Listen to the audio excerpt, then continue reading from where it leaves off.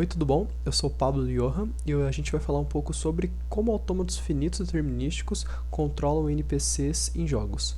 Bom, primeiramente surge a indagação: como que NPCs que não são controlados por outros players conseguem tomar decisões, seja de movimentação, combate, se parecendo com outros jogadores? Bom, primeiramente a gente precisa entender alguns fundamentos do uso de IA em jogos. Primeiro, a gente tem as linguagens formais. É nela que a gente tem todas as gramáticas e vocabulários necessários para que as máquinas consigam entender o que está acontecendo e fazer essa comunicação entre player e máquina. Segundo, a gente tem os autômatos, que são os modelos que fazem com que os NPCs consigam entender, dependendo de um estímulo, qual a decisão que eles devem tomar, qual o estado eles devem ir. Por fim, a gente tem os autômatos finitos determinísticos. É uma versão mais específica do autômato com número fixo de estados. Ou seja, para cada ação, o NPC ele vai ter um caminho claro e objetivo. Oi, eu sou o Eric. E seguindo o raciocínio do Pablo, nós temos um exemplo que é o exemplo de NPCs em ação. E a gente chamou isso de o coração dos autômatos e basicamente a gente tinha uma situação em que os NPCs dos jogos eles eram muito não dinâmicos, muito estáticos. Eles não tinham uma movimentação que mudasse, o comportamento deles era fixo. E uma solução que se aplicou, que implementou uma espécie de inteligência dentro dos NPCs, foi exatamente conectando com um autômato finito determinístico. Então, isso permitiu implementar uma dinâmica dentro ali do NPC. E aí, para isso, nosso NPC de exemplo, ele tem 4 estados aqui, né? Na verdade, um deles é só um exemplo, mas basicamente, o primeiro estado, o estado inicial, é o estado de patrulha. Ele fica em rotas predefinidas, ele observa o ambiente e ele não interage diretamente com o jogador. E aí, ao detectar o jogador, a gente tem o estado de ataque. Então, o NPC ali entra em modo de combate, tenta combater o jogador. E aí, alguma outra coisa, por exemplo, se a vida do NPC chegou a um certo patamar, aí a gente pode ter a ativação de um outro estado, que é o estado de defesa, que ele foca em defender. E em seguida, se a vida dele descer mais ainda, pode chegar num patamar que ative o estado de fuga, onde ele tenta priorizar a sobrevivência dele.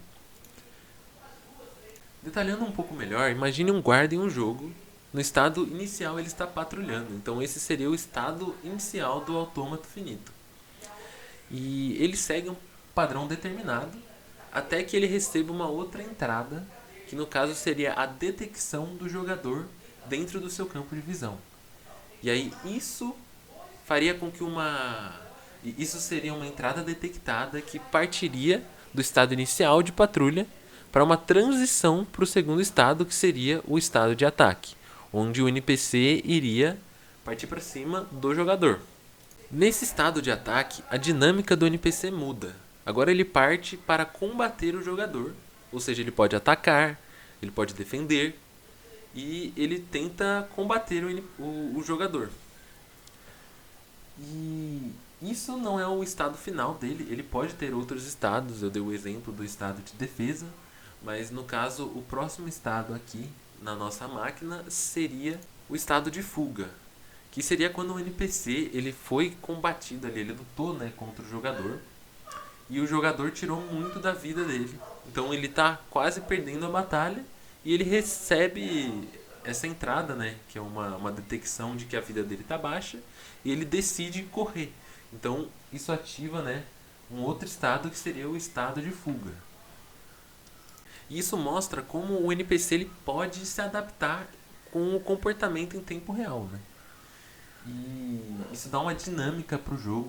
O NPC parece mais vivo e por mais que isso não seja utilizado da maneira como um autômato finito determinístico seria, porque ele funcionaria a partir da leitura de uma entrada, uma string, e ele leria, né, essa string e determinaria um estado final para definir uma linguagem. Mas na nossa releitura, ele poderia ser utilizado simplesmente para detectar estados, transições, fazendo com que o NPC ganhe vida. A coerência da lógica por trás dos NPCs é baseada de acordo com autômatos finitos determinísticos, ou DFAs, que garantem que o NPC se comporte de uma maneira previsível e, assim, ao mesmo tempo, convincente também, para manter a magia e a simplicidade na lógica matemática dos NPCs.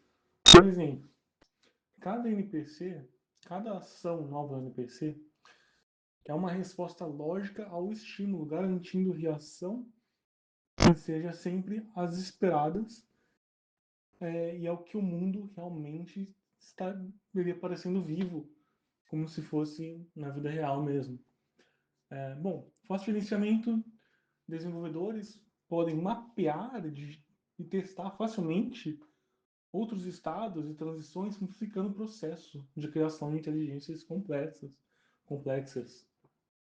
Bom, a lógica transparente é a base da matemática que oferece uma estrutura clara para entender e depurar o comportamento dos NPCs, tornando a IA menos uma caixa preta.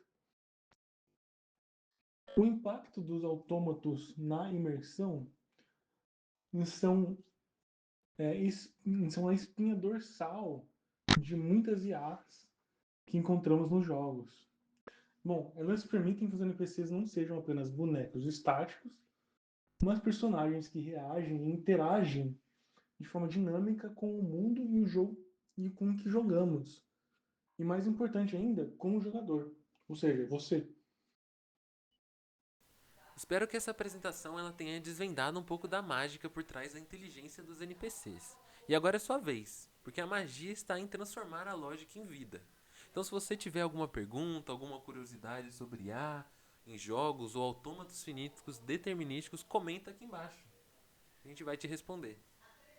Muito obrigado pela atenção e vamos continuar explorando o mundo fascinante do desenvolvimento de jogos e da inteligência artificial. Até a próxima!